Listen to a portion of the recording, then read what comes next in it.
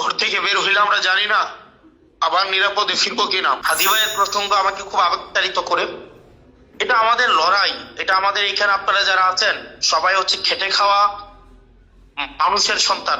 এখানে কোনো এমপির ছেলে আইসা বসে নাই, আমি জানি। এখানে কোনো সচিবের ছেলে আমার আজকে সামনে এসে বসে নাই। এখানে যারা বসছে আইসা প্রত্যেকটাই হচ্ছে যারা ব্লাডি সিটিজেন, যারা দেশের জন্য রক্তের প্রয়োজন হইলে যারা রাস্তায় আসে, যারা দুর্নীতির বিরুদ্ধে যারা রাস্তায় আসে, এই পোলাপাইন গুলো আপনারা বসছেন এখানে। আপনাদের রক্তের উপরে দাঁড়ায় বাংলাদেশটা দাঁড়ায় আছে। আমরা এই ব্লাডি সিটিজেনরা, আমরা ব্লাডি ফরেনারদের হাতে আমরা দেশটা তুলে দিব না আর, ইনশাআল্লাহ। আপনারা যারা আছেন আমি আপনাদেরকে করজোর করে অনুরোধ করি, আপনারা একসাথে এই আমাদের হয়তো আদর্শিক ভাবে দুইটা মতের দুইটা পার্থক্য আছে।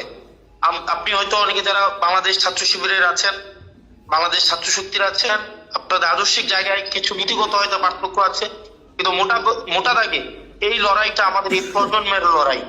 আপনাকে মাথায় রাখতে হবে আমাদের পূর্ব প্রজন্ম তারা ব্যর্থ হয়েছে বলেই আমাদেরকে রাস্তায় এসে আমাদেরকে নামতে হয়েছে। আমাদের যে বয়সে আমাদের একটা নির্ভর জীবন কাটানোর সময় আমাদের একটা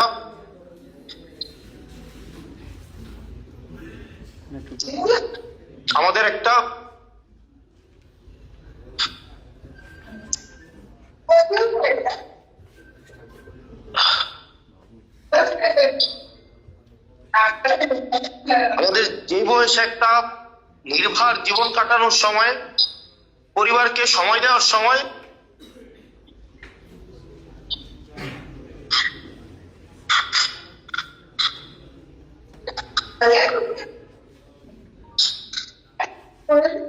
সেই বয়সে আমার ভাইয়েরা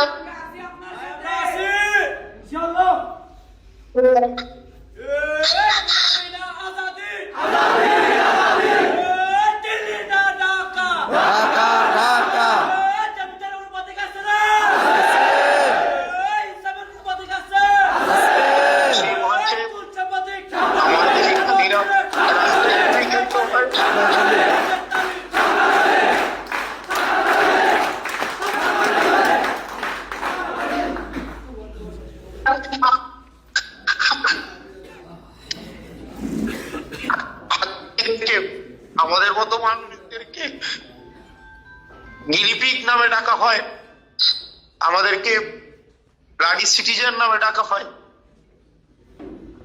আমাদের সেটা জবাব দেওয়ার সময় আমাদের এই রক্তের উপরে দাঁড় করাইয়া আমাদের এই বাংলাদেশটাকে আর